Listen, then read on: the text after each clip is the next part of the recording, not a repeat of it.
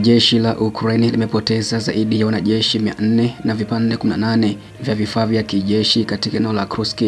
saa 24 zilizokwisha kupita, imesema taarifa ya Wizara ya Ulinzi ya Urusi. Na pia Urusi imehamisha karibu wanajeshi 50,000 kutoka sekta zingine za mbele hadi Kursk. Kamanda wa jeshi la nchi ya Ukraine wa kwetu Alexander Syrsky amesema hivyo. Karibu sana katika ripoti hii, utasikia pia kwa undani kabisa kuhusu kile ambacho pia huko Kursk kinajiri tangu kuanza kwa operation za Urusi za kurudisha makazi hayo. Je, katika taarifa hii utasikia kwamba Urusi imefanikiwa kurudisha makazi mengine au la? Basi karibu sana pia naungana nami hadi mwisho wa taarifa hii usikie kiundani kabisa kuhusu pia taarifa za huko Kursk. Nikianza na taarifa ya mashambulizi huko Kursk, kabla pia ya kufahamu kuhusu ongezeko la wanajeshi 50,000 huko Kursk. Jeshi la Ukraine limepoteza zaidi ya wanajeshi 400 na vipande 18 vya vifaa vya kijeshi katika eneo la Kursk siku iliyopita, imesema Wizara ya Ulinzi ya Urusi. Vikosi hivyo vilivyojihami vya Ukraine vilipoteza hadi wanajeshi 400, magari 18 ya kivita ikiwa ni pamoja na vifaru 6, magari 2 ya mapigano ya watoto wadogo, magari 10 ya kivita pamoja na mifumo 4 ya silaha katika siku iliyokwisha kupita. Taarifa hiyo ya Wizara ya Ulinzi ya Urusi imesema hivyo. Nakumbusha kwamba operation hizo za Urusi huko Kursk, lakini pia baadhi ya maeneo mengine katika vita hivyo vya Urusi na Ukraine nimekuwa pia nikiweka kwenye grupu letu la WhatsApp, ambako pia huko nimekuwa nikiweka taarifa au operation hizo moja kwa moja kutoka mstari wa mbele. Hivyo basi kama pia unawiwa kujiunga ama kushuhudia operation hizo moja kwa moja kutoka Kursk, basi unaweza kujiunga sasa kwenye grupu letu la WhatsApp kupitia nambari ya 0679619650, yani 0679619650. Unaweza kujiunga moja kwa moja kwa kulipia kiasi cha shilingi 1,000 kwa wiki au kiasi cha shilingi 3,500 kama pia kigezo cha kujiunga, ili pia kupata taarifa hizo moja kwa moja kutoka mstari wa mbele. Kwa kuongezea pia, majeshi ya Urusi yaliharibu roketi 2 za HIMARS na Vampire, makombora 4, mfumo wa vita wa kielektroniki na magari 14, ambako pia wanajeshi 7 wa Ukraine walijisalimisha kwa vikosi vya Urusi. Ukraine hadi sasa ama tangu kuanza kwa operation hizo imepoteza wanajeshi zaidi ya 22,300, vifaru 150 tangu kuanza kwa mapigano katika eneo hilo la Kursk.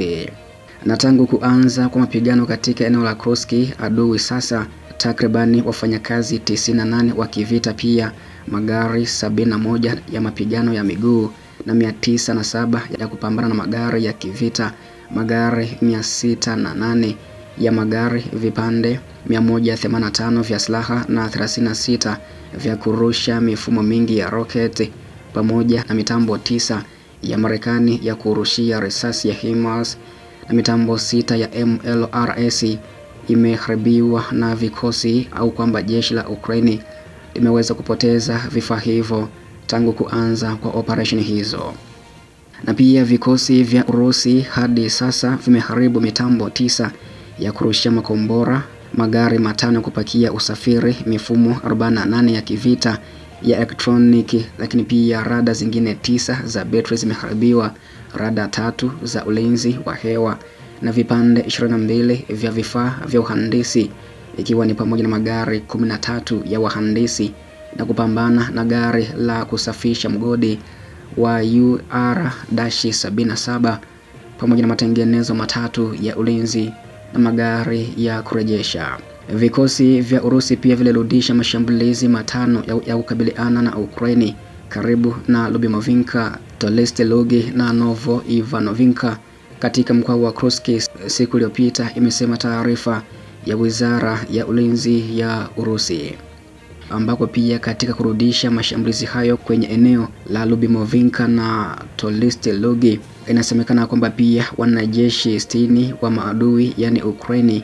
waliuawa katika maeneo hayo au kujeruhiwa, Adui pia alipoteza vifaru viwili, magari 6 ya kivita kupambana na silaha na magari 5, wizara ya Urusi imesema. Na pia ndege za Urusi zilishambulia wanajeshi wa Ukraini karibu na makazi 18 katika eneo la Kursk na makazi 13 katika mkoa wa Sami, imesema wizara ya ulinzi ya Urusi, ambako ndege za jeshi na vitengo vya mizinga vilishambulia wanajeshi na vifaa vya brigades ya 22, 41, 47 na 114 vilivyoundwa kwa mashine, ambako pia ndege za busara na vikosi vya makombora vilishambulia sehemu za mkusanyiko na akiba ya 21, 47 na 15, mashine za kuingizwa brigades ya 95 ya Air Assault, kikosi cha 36 cha Marine cha brigade pamoja na ngome ya 103 na 119 ya ulinzi wa brigades ya vikosi vyenye silaha vya Ukraini karibu na Belopolie, Dobivoy na Bouzoro. Na pia Urusi imeuhamisha karibu wanajeshi 50,000 kutoka sekta zingine za mbele hadi Kursk. Kamanda wa jeshi la nchi ya Ukraini Oleksandr Syrsky amesema hayo Oktoba 10, ambako pia zaidi ya miezi miwili sasa baada ya kuanza kwa operation hizo,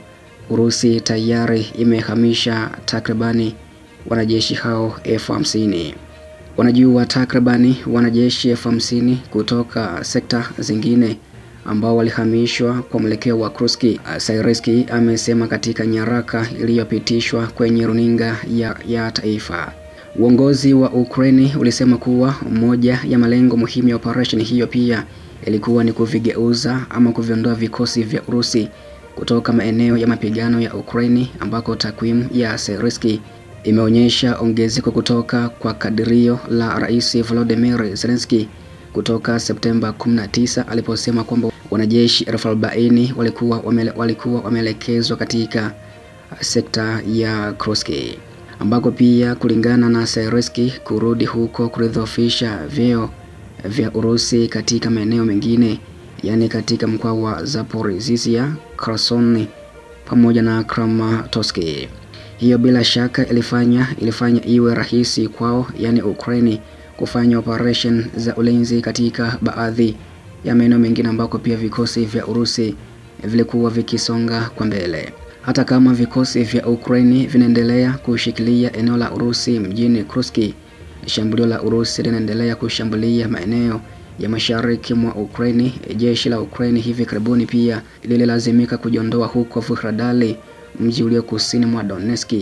ambao umehimili mashambulizi ya Urusi kwa miaka 2 sasa. Mapigano makali pia yanaendelea mjini Chasiv Yar na Toretsk huko Donetsk, huku wanajeshi wa Urusi pia wanafunga kwenye kitovu muhimu cha vifaa huko Pokrovsk. Hayo yakijiri, Urusi inataka kuondoa kabisa wanajeshi wa Ukraine kutoka eneo lake la nyumbani la Kursk na kushambulia kwa nguvu kwa Ukraine kutoka upande wa magharibi. Wakati vikosi vya Kiev pia vilifanikiwa kusitisha mashambulizi ya Urusi katikati ya Septemba, tovuti ya ufuatiliaji wa jimbo ya Deep State ilisema mnamo Oktoba 10 ya kwamba vikosi vya Urusi hivi karibuni vilipata mafanikio ya busara juu ya Ukraine kushoto, ambako Urusi inadaiwa kulenga kikosi kikubwa eneo hilo na inajaribu pia kupata safu ya chini karibu na kijiji cha Novoianovinka. Afisa mwandamizi wa Marekani aliliambia shirika la habari la Bloomberg ya kwamba vikosi vya Ukraine vinapaswa kuwa na uwezo wa kushikilia eneo la kukamatwa katika Kursk mwa Urusi katika miezi kadhaa au zaidi, kutokana na mtiririko thabiti wa vifaa na mwelekeo wa Moscow mashariki mwa Ukraine. Taarifa zingine zaidi kutoka Kursk, basi endelea kuifuatilia kila siku JMTV ili kufahamu mengi zaidi ambayo pia yanajili huko Kursk nchini Urusi.